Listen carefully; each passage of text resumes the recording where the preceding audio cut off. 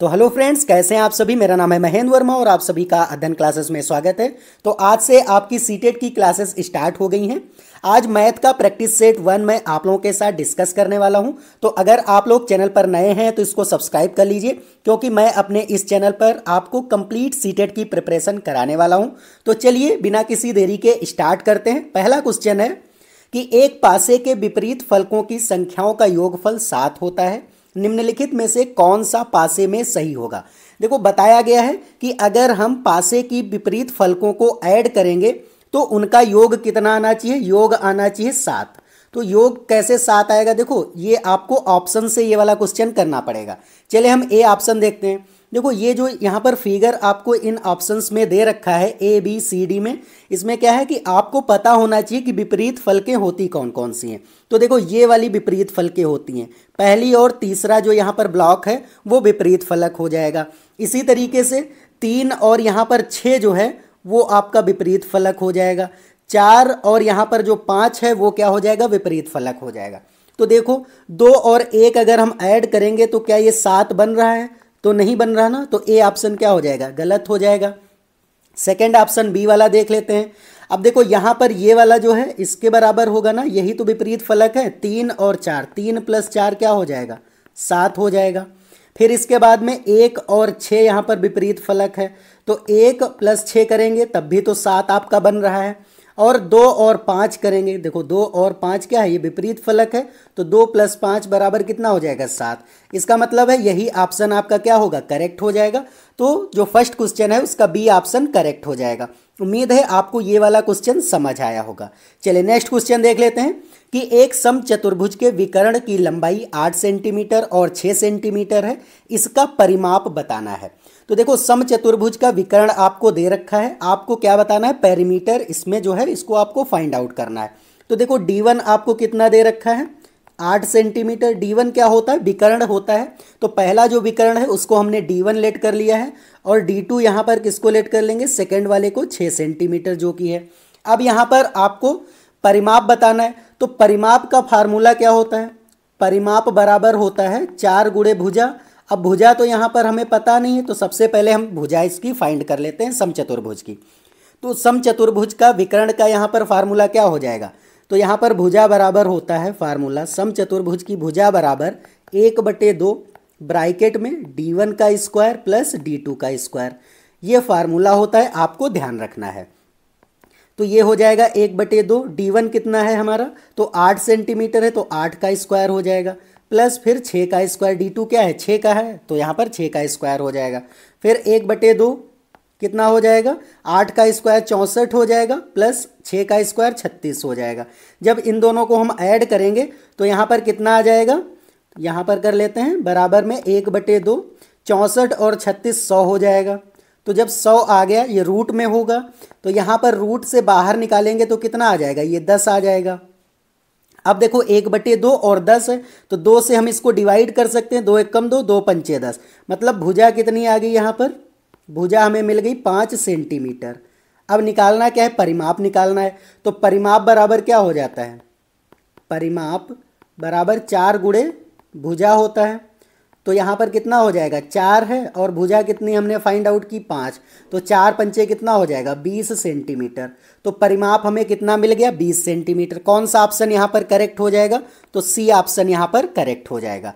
चलिए अब next question देख लेते हैं कि 407928 को पढ़ा जाएगा। क्या पढ़ा जाएगा यहाँ पर, तो देखो सबसे पहले तो हम संख्या को ही यहाँ पर देख लेते हैं कि इकाई, दहाई, सैकड़ा, हजार, 10,000, लाख। मतलब कि 4,07,928। अब हमें A B C D option में देख लेना है कि ये वाला ऑप्शन किस में है। तो देखिए, ए ऑप्शन पहले पढ़ते हैं। तो 4,07,928, तो यही ऑप्शन में है, तो ए ऑप्शन ही करेक्ट हो जाएगा, और हमें ऑप्शन पढ़ने की ज़रूरत ही नहीं पड़ेगी। तो क्या हो जाएगा, थर्ड जो क्वेश्चन है उसका ए ऑप्शन यहाँ पर करेक्ट हो जाएगा। उम्मीद है आपको सारे क्वेश्चन समझ आ रहे होंगे। अगर आपको ये वीडियो अच्छा लग रहा है तो वीडियो को लाइक कर दीजिए, और चैनल पर नए हैं तो सब्सक्राइब करके बेल आइकन प्रेस कर दीजिए। मैं इसी तरीके से आपको complete math, CDP, EVS, Hindi, तो जितने भी यहाँ पर सीटेट में सब्जेक्ट पूछे जाते हैं उन सभी को मैं, तो अगर आपको कोई भी डाउट है तो आप कमेंट करके ज़रूर पूछिएगा। मैं आपके 100% आंसर करने की कोशिश करूंगा। चलिए अब नेक्स्ट क्वेश्चन देख लेते हैं। नेक्स्ट क्वेश्चन है कि एक अच्छा गणितज्ञ होने के लिए क्या जरूरी होता है। अगर आप एक अच्छे गणितज्ञ हैं तो आप में क्या क्वालिटी होनी चाहिए। ए ऑप्शन है कि सवालों के उत्तर देने की तकनीक में निपुणता आपको होनी चाहिए। बी ऑप्शन है अधिकतर सूत्रों को याद करना आपकी यहाँ पर क्वालिटी होनी चाहिए। सी ऑप्शन है बहुत जल्दी सवालों को हल कराना, ये आपकी क्वालिटी होनी चाहिए। या फिर डी ऑप्शन है कि सभी अवधारणाओं को समझाना, लागू यहाँ पर करना और उनमें संबंध बनाना। तो अगर आप एक अच्छे गणितज्ञ हैं, एक आप गुड मैथमेटिशियन हैं, तो आप में क्या यहाँ पर क्वालिटी होनी चाहिए कि आप जो है सभी अवधारणाएं, जितनी भी अवधारणाएं ऑपरेशंस हों जैसे जोड़, घटाना, गुणा, भाग, वो आपको समझ में आना चाहिए और बच्चों को भी आप अच्छे से डिलीवर कर पाएँ और उनमें संबंध बना पाएँ, रिलेशन बता पाएँ, तभी आप एक अच्छे गणितज्ञ माने जाएंगे। इसलिए क्या हो जाएगा, डी ऑप्शन फोर्थ क्वेश्चन का यहाँ पर करेक्ट हो जाएगा। चलिए नेक्स्ट क्वेश्चन देख लेते हैं कि कुछ आमों का भार 2 किलो 600 ग्राम है तथा कुछ सेबों का भार 1 किलो 450 ग्राम है। आमों का भार सेबों के भार से कितना अधिक है, ये पूछा गया है। तो देखो आमों का भार कितना है, 2 किलो 600 ग्राम है और सेबों का भार यहाँ पर कितना है, 1 किलो 450 ग्राम है। तो चलिए हम इसको सोल्यूशन करते हैं इस क्वेश्चन का। तो देखो आम का भार कितना हो जाएगा, आम का भार बराबर कितना है, 2 किलो 600 ग्राम है, मतलब कि यहाँ पर हो जाएगा 2600 ग्राम, क्योंकि 1 किलो में कितने ग्राम होते हैं, 1 kg में आपके 1000 ग्राम होते हैं। तो यहाँ पर 2 किलो में कितने ग्राम हो जाएंगे, 2000 और 600 और है, तो यहाँ पर 2600 ग्राम हो जाएगा। इसी तरीके से सेब का भार कितना हो जाएगा, तो सेब का भार बराबर कितना है, 1 किलो 450 ग्राम है, तो यहाँ पर 1450 ग्राम हो जाएगा, क्योंकि 1 किलो में 1000 ग्राम होते। अब पूछा गया है क्वेश्चन में कि आमों का भार सेबों से कितना अधिक है। इसका मतलब है अंतर निकाल देना है आपको। तो अंतर आपका कैसे निकलेगा, माइनस कर देंगे आप। जब माइनस करेंगे तो यहाँ पर 0 आ जाएगा, फिर यहाँ से आप कैरी लेंगे, हासिल लेंगे मतलब कि, तो यहाँ पर 10 होगा, 10 से 5 आप घटाएंगे तो 5 आएगा, यहाँ पर 5 रह गया 6 की जगह पे। अब 5 से अगर 4 आप घटाएंगे तो फिर 1 बचेगा और यहाँ पर 1 बचेगा, मतलब कितने ग्राम आ गया, 1150 ग्राम मिल गया। अब हमें पता है ना कि 1 किलो बराबर 1000 ग्राम होते हैं, तो हम 1150 ग्राम को हम क्या लिख सकते हैं, इसको हम लिख सकते हैं 1 किलो और 150 ग्राम लिख सकते हैं। तो देख लीजिए आपका कौन सा ऑप्शन इसमें आ रहा है। तो 1 किलो 150 ग्राम सी ऑप्शन में ही आ रहा है, तो कौन सा ऑप्शन करेक्ट हो जाएगा, सी ऑप्शन ही यहाँ पर करेक्ट हो जाएगा। चलिए अब नेक्स्ट क्वेश्चन देख लेते हैं। 6 नंबर क्वेश्चन है कि भिन्नों की तुलना पढ़ाते समय जिसमें अंश समान है, जैसे 3/5 और 3/7, रोहित की प्रतिक्रिया थी। चूंकि अंश समान है, अंश क्या होते हैं, ऊपर वाले होते हैं, तो यहाँ पर देखिए इसमें भी पहले वाली भिन्न में भी 3 है और दूसरे वाली भिन्न में यहाँ पर क्या है, 3 है। इसका मतलब है अंश समान है और 7 जो है 5 से बड़ा है, मतलब जो दूसरी वाली भिन्न है उसमें 7 है और पहले वाले में 5 है हर।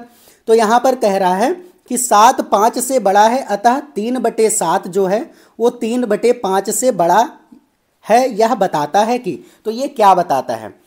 तो ए ऑप्शन है कि रोहित ने अच्छी तरह अभ्यास नहीं किया है।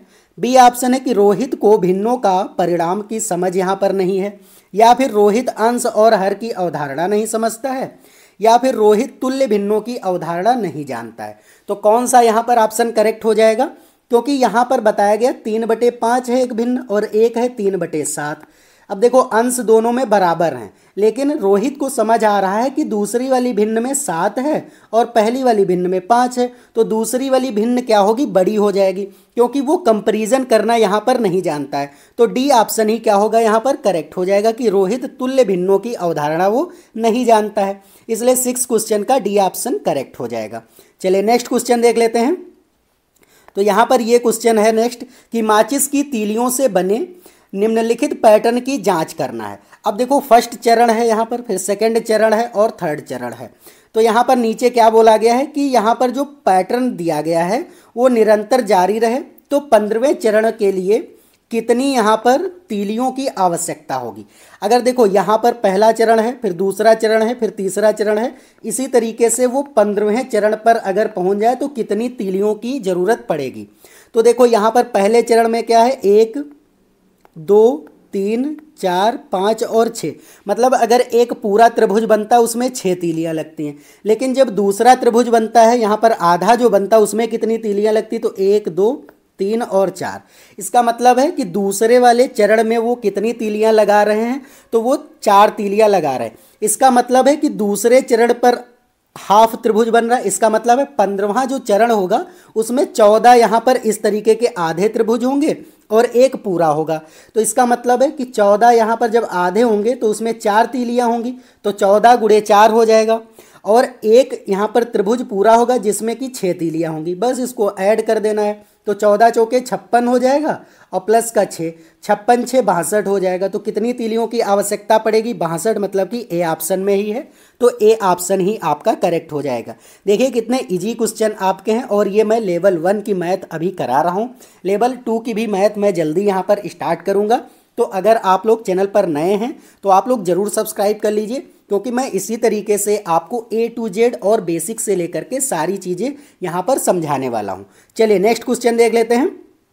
8 नंबर क्वेश्चन है कि एक आयत की लंबाई L और उसकी चौड़ाई लंबाई की आधी है। मतलब एक आयत है जिसकी लंबाई कितनी दे रखी, L दे रखी है, और उसकी जो चौड़ाई है वो लंबाई की आधी है। इस आयत का परिमाप क्या होगा यदि इसकी लंबाई दोगुनी कर दी जाए और उसकी चौड़ाई को समान रखा जाए। मतलब एक आयत था, तो आयत की लंबाई कितनी है, कैपिटल L दे रखी है। इसकी चौड़ाई कितनी दे रखी है, तो चौड़ाई आपको आधी दे रखी, मतलब L/2 दे रखी है। लेकिन अब आगे कहा है कि आयत का परिमाप क्या होगा यदि उसकी लंबाई दोगुनी कर दी जाए। अब यहाँ पर नया जो आयत बनेगा, नया जो आयत है उसकी लंबाई कितनी है, आयत की लंबाई, नए आयत की लंबाई कितनी है, 2L, मतलब दोगुनी कर दी जाए और चौड़ाई सेम रहे। चौड़ाई कितनी रहे, L/2 ही रहे। तो यहाँ पर आपको परिमाप निकालना है। चलिए परिमाप क्या होता है आयत का, तो 2 ब्रैकेट में लंबाई प्लस चौड़ाई, यही तो होता है आयत का परिमाप। तो यहाँ पर कितना हो जाएगा, 2। लंबाई की जगह आपको 2L यहाँ पर रख देना है और चौड़ाई की जगह L/2 यहाँ पर आपको पुट कर देना है। तो यहाँ पर आप सॉल्व करेंगे जब, तो ये कितना हो जाएगा, यहाँ पर भी क्योंकि ऐड करने के लिए ये 1 है यहाँ पर, तो यहाँ पर भी ऊपर नीचे 2 से आपको गुणा करनी होगी। तो ऊपर कितना हो जाएगा, 2 से करेंगे गुणा तो 4L हो जाएगा और प्लस का L/2 बचेगा। तो यहाँ पर जब आप सॉल्व करेंगे तो ऊपर ऊपर वाले जुड़ जाएंगे, 4L प्लस 1L, तो कितना हो जाएगा, 5L हो जाएगा। तो 2 गुणे 5L/2 हो जाएगा। 2 से 2 कट जाएगा, कितना आ गया, 5L जो है वो आपका परिमाप यहाँ पर आ गया है। तो इसी तरीके से आपको इस तरीके के क्वेश्चन जो मिलेंगे आपको एग्जाम में तो काफ़ी इजी होते हैं। बस आपको क्वेश्चन क्या कह रहा है उसको ध्यान देना होता है थोड़ा, और आपके क्वेश्चन काफ़ी आसान होते हैं। तो कौन सा ऑप्शन इसका करेक्ट हो जाएगा, सी ऑप्शन यहाँ पर करेक्ट हो जाएगा। चलिए अब नेक्स्ट क्वेश्चन देख लेते हैं। 9 नंबर क्वेश्चन है और काफ़ी इंपॉर्टेंट क्वेश्चन है कि हिंदू अरबी संख्यांकन पद्धति में 4 अंक वाली कितनी संख्याएं हैं, ये आपको बताना है। तो देखो आपको यहाँ पर ये याद रखना है कि हिंदू अरबी जो संख्यांकन पद्धति है उसमें 4 अंक वाली जो संख्याएं होती हैं वो 9000 संख्याएं होती, कितनी होती हैं, 9000 संख्याएं होती। इसलिए आपको याद रखना है ए ऑप्शन ही यहाँ पर करेक्ट हो जाएगा। इसमें कोई भी यहाँ पर मेथड लगाने की ज़रूरत नहीं है, ये एग्जैक्ट नंबर आपको याद रखना है। बस आप वहाँ पर अगर इस तरीके का क्वेश्चन आएगा तो आपको यही वाला ऑप्शन जो है वो टिक करना है। चलिए नेक्स्ट क्वेश्चन देख लेते हैं कि संख्या 49532 का सन्निकट हजारवां मान क्या होगा। तो यहाँ पर देखो संख्या क्या है, इकाई, दहाई, सैकड़ा, हजार, 10,000, मतलब 49,532 यहाँ पर दे रखा है। अब कह रहा हजारवां भाग क्या होगा, तो अगर 49532 है तो इसका हजारवां भाग मतलब इकाई, दहाई, सैकड़ा, हजार, यहाँ पर सन्निकटन भाग कौन सा होगा। तो अगर 49,532 है तो इसमें कितना होगा, देखो 500 के अगर ऊपर होता है इसका मतलब हमें आगे जाना होता है। तो 49,532 को आप क्या लिख देंगे, यहाँ पर 50,000 लिख देंगे, यही क्या हो जाएगा, सन्निकट हजारवां मान हो जाएगा। कौन सा ऑप्शन करेक्ट हो जाएगा, तो ए ऑप्शन करेक्ट हो जाएगा। देखो अगर 49,000 यहाँ पर 432 होता तो यहाँ पर 49,000 वाला फिर ऑप्शन करेक्ट होगा था, क्योंकि अगर 500 के आप आधे से ऊपर अगर निकल जाते हैं तो इसका मतलब होता है कि आप जो है अब आगे ही आपको बढ़ना है। तो इसी तरीके से क्या है, फिर A option he 10th number question का यहाँ पर करेक्ट होगा। उम्मीद है आपको ये वाला क्वेश्चन भी समझ आ गया होगा। चलिए नेक्स्ट क्वेश्चन देख लेते हैं कि निम्नलिखित में से कौन सी महत्तम संख्या है। महत्तम का मतलब होता है ग्रेटेस्ट नंबर, ग्रेटेस्ट मतलब कि यहाँ पर सबसे बड़ी संख्या कौन सी है। तो चलिए देख लेते हैं यहाँ पर कौन सी बड़ी संख्या। तो देखो 2 + 2 + 2 मतलब कि 2 + 2 4 और +2 6। 6 का स्क्वायर कितना होगा, 6 का स्क्वायर 36 होगा। सेकेंड ऑप्शन में है 4 का स्क्वायर मतलब कि 4 चौके 16 यहाँ पर हो जाएगा। सी ऑप्शन 2 दूनी 4 दूनी 8 का स्क्वायर, 8 का स्क्वायर कितना होता है, 64 होता है। फिर यहाँ पर डी ऑप्शन है कि 2 × 2 मतलब 4 का स्क्वायर का स्क्वायर है। तो यहाँ पर 4 का स्क्वायर पहले कितना होगा, 16 होगा, और 16 का स्क्वायर कितना होता है, 256 होता है। कौन सी संख्या आपको सबसे बड़ी दिख रही, तो डी ऑप्शन में ही सबसे बड़ी दिख रही है।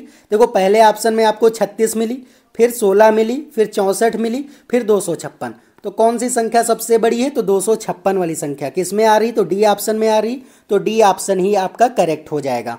तो ये कुछ इंपॉर्टेंट क्वेश्चंस थे, ये प्रैक्टिस सेट 1 है। इसी तरीके से मैं इंपॉर्टेंट क्वेश्चन जो आपके एग्जाम में बनने की उम्मीद है वही क्वेश्चंस मैं लेकर के आने वाला हूं। डेली आपकी ये क्लास होगी और 10 बजे मॉर्निंग में ये क्लास आपको देखने को मिलेगी। तो आप लोग 10 बजे ज़रूर जुड़िएगा। और अगर आपको ये वीडियो अच्छा लगा है तो वीडियो को एक लाइक कर दीजिए, और चैनल पर नए हैं तो ज़रूर इसको सब्सक्राइब कर दीजिए। तो चलिए आज के लिए इतना ही है, अब मिलते हैं नेक्स्ट वीडियो में। तब तक के लिए जय हिंद, जय भारत।